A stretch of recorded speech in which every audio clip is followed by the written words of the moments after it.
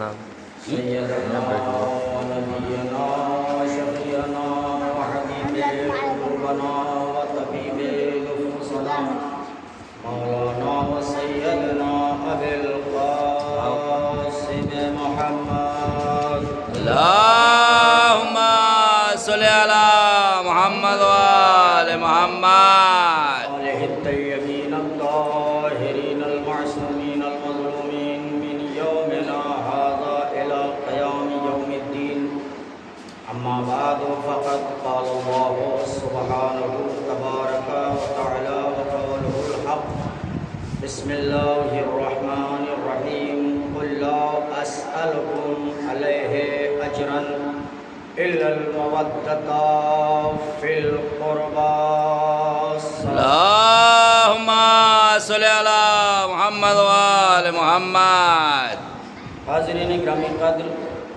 عزاداران مظلوم کربلا، آج کی مجلس 18 صفر المظفر کی یہ مجلس جسے مجھے خدمت کرنے کا موقع ملا ہے اور آپ حضرات اس لیے اس مجلس و جلوس میں شرکت کرنے کے لیے آئے ہیں۔ مقصد یہ ہے کہ چہلم امام حسین علیہ السلام منانے کی غرض سے سوال یہ اٹھتا ہے، آیا بہت سے ائمہ طاہرین ہیں، ان کا چہلم کیوں نہیں منایا گیا؟ صرف امام حسین کا ہی چہلم کیوں منایا جاتا ہے؟ ہاں، سب کا چہلم منایا گیا، سب کا وقت پہ چہلم ہوا، لیکن ہمارے امام حسین امام غریب کا وقت پہ چہلم نہ ہو سکا۔ جو چہلم کرنے والے تھے وہ آپ جانتے ہیں قید میں تھے، 18 مہینے قید میں رہنے کے بعد جب آئے ہیں، بہت اختصار کے ساتھ آپ کی خدمت میں مجلس کو عرض کرنا اس میں وقت نہیں ہے تاکہ زیادہ طویل گفتگو کی جائے، بس چند لمحات فضائل کے اور پھر امام کے چہلم کے متعلق آپ سے گزارش ہے عرض کر کے جو ہے مجلس کو اختتام تک لے جانا ہے۔ ایک صلوات بھیجے محمد و آل محمد۔ اللهم صل على محمد وآل محمد۔ جس آیے مبارکہ کو میں نے اپنا سرنامہ عنوان قرار دیا ہے، اس آیت کے مفہوم سے، ترجمے سے ہر بچہ اہل ولا کا، محبان اہل بیت کا جاننے والا ہے، جانتا ہے، پہچانتا ہے، اس کے معنی و مقصد سے بھی واقف ہے۔ بہت مشہور و معروف آیت ہے جس کا میں نے انتخاب کیا ہے، بسم اللہ الرحمن الرحیم قل لا اسألکم علیہ اجرا الا المودۃ فی القربی۔ ترجمہ یہ ہے، ظاہری ترجمہ یہ ہے کہ اے میرے حبیب ان سے کہہ دو کہ ہم کو محنت کے صلے میں اجرت رسالت کچھ نہیں چاہیے سوائے اس کے کہ تم میرے قرابت داروں سے مودت اختیار کرو۔ یہ نہیں کہا کہ ہمارے اہل بیت سے محبت اختیار کرو۔ عزیزان گرامی، ایک لمحہ فکریہ یہ ہے کہ اللہ کہہ رہا ہے کہ ہمارے اہل بیت سے، اللہ کے اہل بیت تو ہے نہیں، اس لیے کہ وہ نہ جسم رکھتا ہے نہ جسمانیت رکھتا ہے، وہ صرف نوری ہے، لیکن کہہ رہا ہے قرآن مجید میں، قرآن کی آیت بن کر یہ لفظ آیا ہے۔ میں تو یہ سمجھتا ہوں کہ اچھا، یہ اگر قرآن کا حکم ہے تو اللہ نے اپنے اہل بیت، اب اللہ کے اہل بیت کون ہیں؟ تو شاید اللہ نے یہ اشارہ کیا ہوگا اللہ کے اہل بیت وہ ہیں کہ 13 رجب کو خانہ کعبہ میں آ کے دیکھ لو، جو اللہ کا گھر ہے، جسے اللہ کے گھر سے ملے، وہ اللہ کے اہل بیت۔ ایک صلوات بھیجیں محمد و آل محمد۔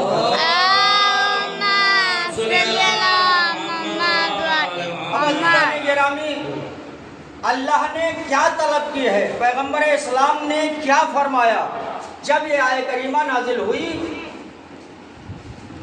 مجھے اجرت رسالت کے سلسلے میں کچھ نہیں چاہیے سوائے اس کے کہ تم میرے قرابت داروں سے مودت اختیار کرو. کیا اختیار کرو؟ مودت. اب دنیا یہ ترجمہ کرتی ہے، میں نے سنا ہے خطبہ سے، ذاکرین سے، کہ محبت یہاں پہ لفظ محبت لیا جاتا ہے، لیکن اگر محبت لفظ کو لیا جاتا ہے اس جگہ کے اوپر تو قرآن میں نے دیکھا ہے کہ عربی لفظ کون سے لفظوں میں آتا ہے. یہ مودت عربی لفظ ہے. جب میں نے محبت کو دیکھا عربی لفظ تو مجھے عربی میں ہی محبت ملا. تو عزیزان گرامی، غور کرنے کی بات ہے، اللہ اس جگہ کے اوپر قل لا اسألکم علیہ اجرا کی جگہ پہ، مودت کی جگہ قل لا اسألکم علیہ اجرا الا المحبۃ فی القربى بھی کہہ سکتا تھا، لیکن اللہ نے لفظ محبت کو ہٹا کے لفظ مودت کو لا کے یہ بتا دیا کہ محبت اور شے ہوا کرتی ہے، مودت اور شے ہوا کرتی ہے. اس طریقے سے آپ نہیں سمجھیں گے کہ محبت کیا ہے، مودت کیا ہے. ایک مثال سے، چھوٹی سی مثال سے میں آپ کو سمجھا دوں. ایک صلوات بھیجیں محمد وآل محمد.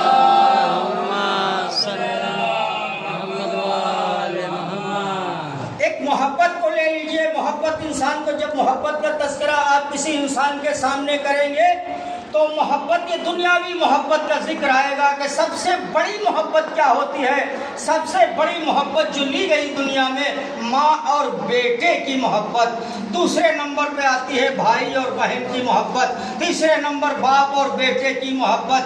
اب اس محبت کو، محبت جب دنیا میں چلتی رہتی ہے، کتنی محبت باپ کو بیٹے سے، کتنی محبت ماں اور بیٹے کو، کتنی محبت بھائی اور بہن میں، لیکن جب اس محبت کو انتہا تک پہنچا کے دیکھیں گے تو ایک منزل وہ آئے گی، یہ محبت ٹوٹتی ہوئی نظر آتی ہے، ختم ہوتی ہوئی نظر آتی ہے. آپ دیکھ لیجئے کہ سب سے زیادہ محبت، عظیم محبت کے جو فائز اوپر فائز ہے، وہ سب سے بڑی محبت ماں اور بیٹے کی محبت ہے. لیکن اگر دنیا میں یہ محبت ماں اور بیٹے سے جدا ہو جائے، یعنی دنیا میں بیٹا ماں سے جدا ہو گیا، گزر گیا، اب ماں جو ہے محبت اولاد میں، بیٹے کی محبت میں پچھاڑے کھا کے روتی ہے. لیکن کتنے دن روتی ہے؟ 40 دن روتی ہے، 1 سال روتی ہے، 2 سال روتی ہے. ایک دن ایسا آتا ہے کہ ماں زندہ ہے، بیٹا گزر گیا. ماں اتنی محبت پہ فائز ہونے کے بعد ماں بیٹے کو بھول جایا کرتی ہے. ایک صلوات بھیجے محمد وآل محمد.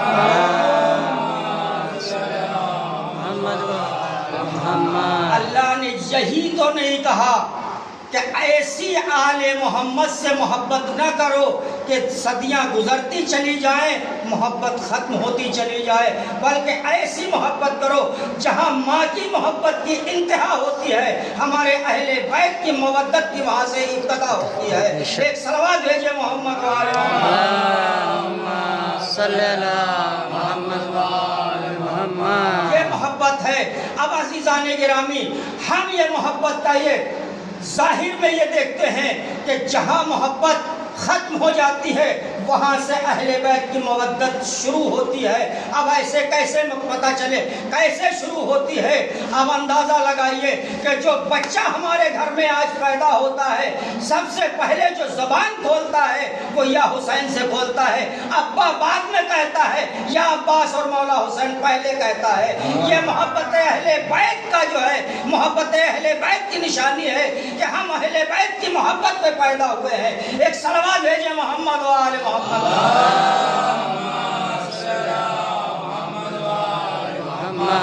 محبت اہل بیت، ہم سے اہل بیت سے مودت کرنا، یہ ہماری غرض ہے، ان کی غرض نہیں ہے. آپ کو ایک فلسفہ بتا دیا گیا ہے کہ اگر تم اجرت رسالت دینا چاہتے ہو، رسالت کی محنتوں کا صلہ دینا چاہتے ہو، تو اہل بیت سے محبت کرنا پڑے گی، مودت کرنا پڑے گی۔ اگر محبت اہل بیت سے نہیں ہے، آپ اہل بیت سے دور ہیں، تو پھر جنت سے دور ہیں، پھر آپ اسلام سے دور ہیں، پھر آپ قرآن سے دور ہیں، پھر در اہل بیت سے دور ہیں۔ جب در اہل بیت سے دوری آپ کی ہے تو پھر جنت آپ جنت تک نہیں پہنچ سکتے، صرف ٹھکانہ جہنم ہوگا۔ ایک صلوات بھیجے محمد وآل محمد۔ محمد وآل محمد۔ گرامی، اہل بیت کے فضائل بہت بلند ہیں۔ اہل بیت کے فضائل کون بیان کر سکتا ہے؟ ایک ذاکر بیان کر رہا ہے۔ آپ اہل بیت کے مصائب سنتے ہیں، لیکن آپ نے کبھی یہ سوچا، صرف اتنا میں نے بھی سنا ہے کہ اہل بیت کے فضائل وہ ہیں کہ پیغمبر اسلام معراج کو جا رہے تھے، پیغمبر اسلام ایک شخص کو دیکھا، اس کے ہزاروں ہاتھ میں انگلیاں ہیں، انگلیوں میں ہزاروں پروے ہیں۔ تو پیغمبر اسلام نے جبریل سے پوچھا، یہ جبریل کون فرشتہ ہے اور اس کا کام کیا ہے؟ جب آگے بڑھ کے پوچھا اس سے، کہا کہ میرا کام یہ ہے، میری ڈیوٹی یہ ہے کہ بارش کے قطرات کو میں گنتا ہوں، کتنے بارش کے قطرات اللہ نے پہاڑوں پہ گرائے، صحرا میں گرائے، درختوں پہ گرے، سڑکوں پہ گرے، دریاؤں میں گرے، سمندروں میں گرے، کہاں گرے؟ اچھا، یہ بارش کے قطرات کو شمار کر لیتا ہے، کوئی چھوٹا موٹا حساب نہیں تھا، لاکھوں کروڑوں میں اربوں میں حساب تھا۔ تو پیغمبر نے بڑھ کے ایک سوال کر لیا، اے فرشتے یہ بتا، کوئی ایسا بھی حساب تیرے ذہن میں ہے جس کا تو حساب نہیں لگا سکتا؟ کوئی حساب ہے، کوئی ایسی گنتی ہے جو اس کا تو شمار نہیں کر سکتا؟ کہا ہاں یا رسول اللہ ہے حساب۔ کہا کون سا حساب؟ کہا اس کا حساب نہیں لگا سکتا ہوں جو آپ کے چاہنے والے، آپ کے محب، آپ کی آل کے اوپر درود پڑھتے ہیں، جو درود پڑھتے ہیں تو اس کا حساب نہیں لگا سکتا ہوں۔ صلوات بھیجے محمد۔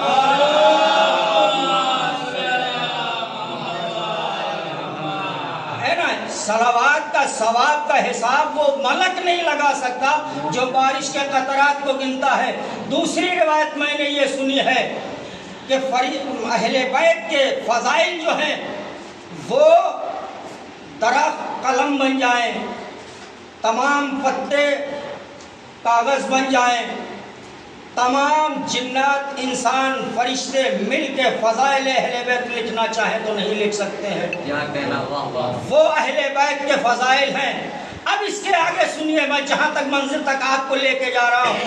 کون کہتا ہے یہ تو فضائل علی پڑھتے ہیں، فضائل علی پڑھتے ہیں، رسول کے فضائل نہیں پڑھتے ہیں، اپنے علی کو رسول اللہ سے بڑھا دیا۔ میں کہتا ہوں میری مجلسوں میں آؤ، میری مجلسوں میں آؤ، تم میرے علی کو بھی سنو، میرے پیغمبر کو بھی سنو۔ ایک صلوات بھیجیے محمد والے محمد۔ آپ نے اپنی محفلوں میں، آپ نے اپنی تقریروں میں، آپ نے اپنے جلسوں میں اپنے رسول کو کتنا سنا ہوگا؟ جو ہم پر یہ الزام لگاتے ہیں کہ علی کو رسول سے بڑھا دیتے ہیں، میں بڑھاتا نہیں ہوں، بلکہ بڑھایا گھٹایا اسے جاتا ہے کہ جس کی کوئی حد ہو۔ جب جس کی کوئی حد ہی نہ ہو اس کو بڑھایا کہاں سے جائے گا اور گھٹایا کہاں سے جائے گا؟ تم حد آ کے بتا دو، ہم گھٹانا بڑھانا۔ صلوات بھیجے محمد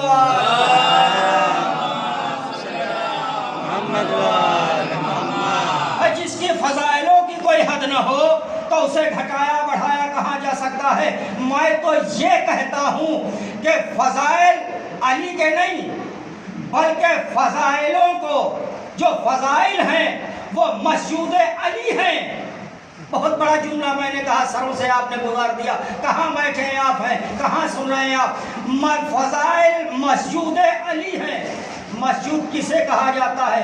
جیسے مسجد ہوتی ہے، مسجد ہے جو سجدہ کرتا ہے وہ انسان ہے۔ مسجد کیا ہے؟ سجدہ کرنے کی جگہ۔ علی کیا ہے؟ مسجد فضائل ہیں، یعنی جہاں فضائل خود علی کے قدموں پہ سجدہ کرتے ہیں۔ صلوات بھیجے محمد و آل محمد۔ صلی اللہ محمد و آل محمد۔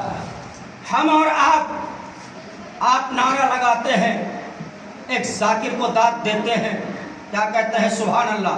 سبحان اللہ کہنے کے بعد नारा लगाते हैं, नारे हैदरी लगाते हैं।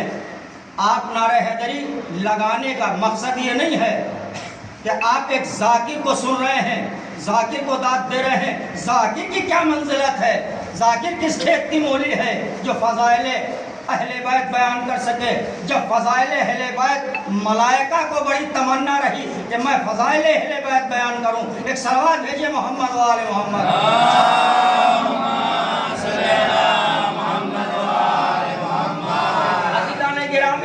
फ़ज़ाइल वो हैं, मौलाए कायनात के फ़ज़ाइल वो हैं कि जिनके कदमों के ऊपर फ़ज़ाइल खुद सजदारेज़ हैं, खुद मोहताज हैं। फ़ज़ाइल अली की ज़ात के, अली की ज़ात न होती फ़ज़ाइलों को भी ये रुतबा न मिलता, फ़ज़ाइलों को भी ये रुतबा न मिलता। एक सलावत भेजे मोहम्मद व आले मोहम्मद।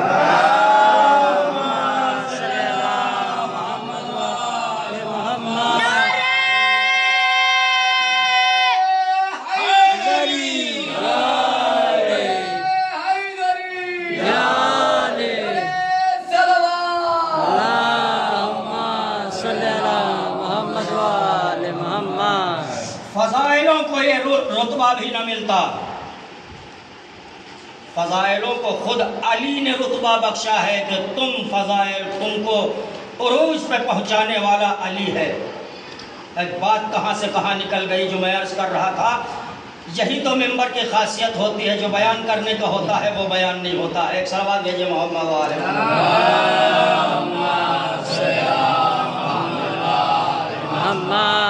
आप कहते हैं कि अली को बढ़ा देते हैं नबी से। आपके यहाँ जो पढ़ा जाता है वो यही पढ़ा जाता है। मैंने भी सुना, किताबों में देखा, तकरीरों में भी सुना है, और सब ने सुना है। काली कमली वाला रसूल, गुंबद खिज़रा वाला रसूल, बड़ी बड़ी जुल्फ़ों वाला रसूल, जिसका साया न था वो रसूल, मेराज पर रूहानी जाने वाला, जिस्मानी नहीं मेराज पर रूहानी जाने वाला रसूल। यही तो फ़ज़ाइल रसूल के जो आपके यहाँ पढ़े जाते हैं। लेकिन हमारे यहाँ जब आइए तो मालूम होगा कि नबी अली से कितना बुलंद है। सलावत भेजे मोहम्मद वाले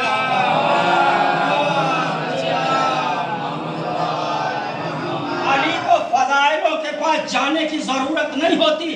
फ़ज़ाइल खुद अली की चौखट पे आते हैं। फ़ज़ाइलों को अली ने बख्शा है रुतबा, फ़ज़ाइलों को अली ने रुतबा बख्शा है, इसलिए कि फ़ज़ाइल सजदा रेज़ हैं मौलाए कायनात की ड्योढ़ी के ऊपर, अहले बैत की ड्योढ़ी के ऊपर, इसलिए कि फ़ज़ाइलों की फे भी न थी, ये थे।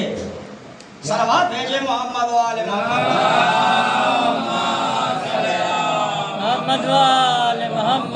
जब फ़ज़ाइलों की फे भी नहीं थी, अली मौजूद था।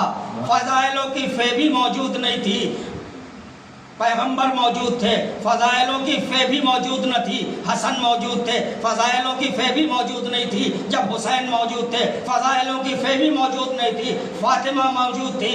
इसलिए कि जब आदम की खिलकत हुई थी, तवज्जो दीजिए, जब आदम की खिलकत हुई थी तो आदम के सामने एक हाथ को पेश किया गया, एक नूर को पेश किया गया कि आदम ये नूर बताओ किसका है। कहाँ बैठे आप? आदम ने कहा कि मैं नहीं जानता ये किसका नूर है। कहा कि आपने हाथ को आगे बढ़ाओ। हाथ को आगे बढ़ाया, क्या देखा? 5 उंगलियां हैं, 5 उंगलियां हैं। 5 उंगलियों में कहा कि ये नूर है। कहा ये बता दो ये किसका नूर है। आदम ने कहा मुझे नहीं मालूम। एक आवाज़ गैबी आई, आदम क्यों नहीं कहते ये पहला नूर मोहम्मद का नूर, दूसरा नूर फातिमा का नूर, तो तीसरा नूर अली का नूर, चौथा नूर हसन का नूर, 5वां नूर हुसैन का नूर है। सलावत भेजिए मोहम्मद।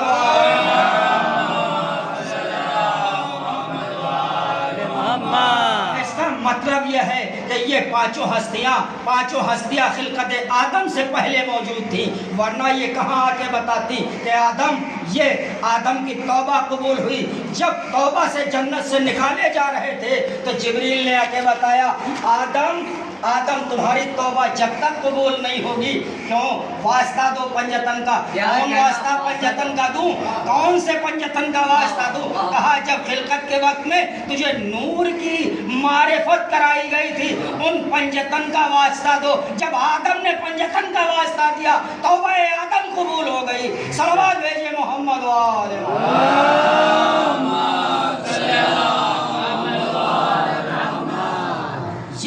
حقیقتاً ہیں ان کی فضیلت کو کون بیان کر سکتا ہے؟ فضیلت آدم، اس کے بعد آپ نے سنا کب سے ان کی خلقت ہوئی ہے۔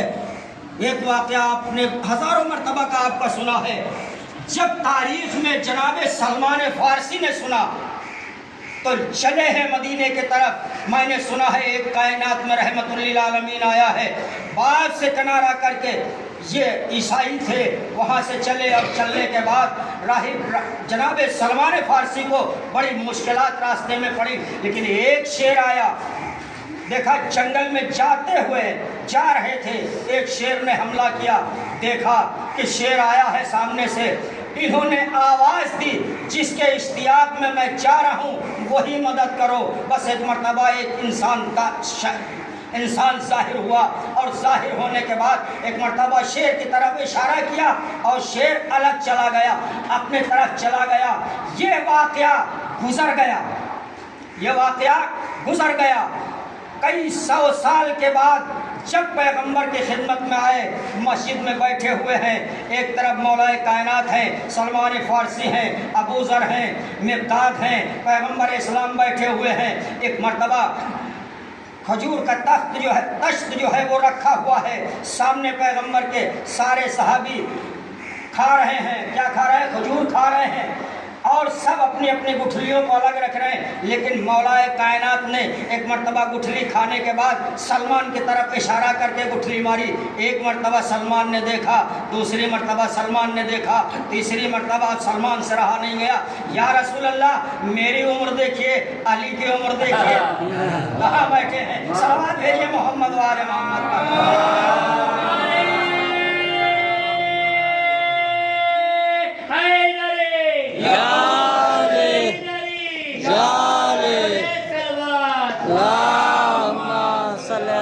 محمد وآل محمد۔ کہا یا رسول اللہ علی کا بچپنا ہے، میری بزرگی ہے، میں 100 سال کا ہو چکا ہوں، میں اتنے سال کا ہو چکا ہوں، دیکھیے یہ بچوں سے مذاق، ضعیفوں کی مذاق اچھی نہیں لگتی بزرگوں سے۔ کہا اچھا۔ ایک مرتبہ پیغمبر اسلام نے علی کی طرف دیکھا اور کہا یا علی یہ کیا بات ہے؟ کہا ایک مرتبہ کہتے ہیں کہ اچھا تم اپنے کو بزرگ سمجھتے ہو، علی کو بچہ سمجھتے ہو؟ کہا میں وہ واقعہ بیان کروں جو تمہارے سفر میں واقعہ پیش آیا تھا؟ کہا اچھا کون سا واقعہ؟ کہا اچھا تم سب سے بڑی کون سی مصیبت میں پھنسے تھے؟ تمہیں کسی شیر نے بچایا تھا، شیر آیا تھا، اس سے کسی انسان نے تمہیں بچایا تھا؟ کیا کہنا؟ آیا تھا، ایک آیا تھا جس نے میں نے پکارا تھا کہ جس کی نور کی شعاعیں میرے دل میں تھی، اس کو میں نے آواز دی، کہا تمہاری مدد کے لیے کوئی آیا تھا؟ ہاں ایک جوان آیا تھا، جوان آیا تھا۔ کہا اچھا اس نے تمہیں بچا لیا، تم بچ گئے، تم نے اسے کوئی تحفہ بھی دیا تھا؟ کہا ہاں میں نے نرگس کا پھول، میرا کاروبار یہ تھا کہ میں نرگس کے پھول کا گلدستہ بنایا کرتا تھا، بہت اچھا، کیا میں کہنا؟ لے کے آیا تھا کہ پیغمبر اسلام کی خدمت میں پیش کروں گا۔ جب اس جوان نے میری جان بچا لی، میں نے وہ گلدستہ جیب سے نکالا، اس جوان کی خدمت میں پیش کر دیا۔ کیا کہنا؟ علی نے کہا یا سلمان کیا وہ تم گلدستہ دیکھنا چاہتے ہو؟ گلدستہ میں نے کئی سالوں کے بعد، سینکڑوں سالوں کے پہلے میں نے عطا کیا، آج وہ کہاں؟ ایک مرتبہ میرے مولا نے وہ جیب سے نکالا، کہا وہ یہی تو نہ تھا۔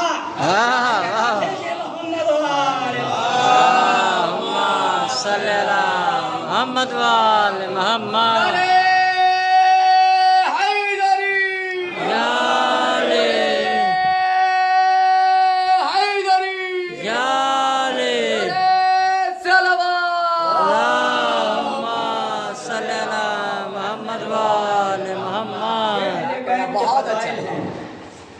سلمان سمجھ گئے یا علی جس کی غیب میں جس نے مدد کی ہو وہ کب سے پیدا ہوا ہوگا، کب سے خلقت ہوگی، یہ تو نور ہے۔ اسی لیے پیغمبر اسلام نے ارشاد فرمایا کہ اول ما خلق اللہ نوری، سب سے پہلے میرے نور کو اللہ نے میرے نور کو خلق کیا ہے۔